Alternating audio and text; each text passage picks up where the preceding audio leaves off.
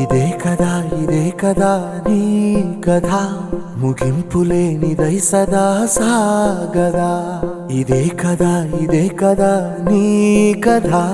ముగింపులేనిదై సదా సాగదా నీ కంటి రెప్పలంచున మనస్సు నిండి పొంగిన ఓ నీటి బిందువే కదా నువ్వెతుకుతున్న సంపద ఒక్కొక్క జ్ఞాపకానికి 100 ఏళ్ల ఆయువుందిగా ఇంకెన్ని ముందు వేచనో అవన్నీ వెతుకుతూ పదా మనుష్యులందు నీ కథ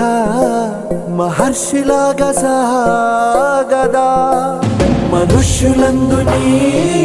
కథ మహర్షిలాగా సాగదా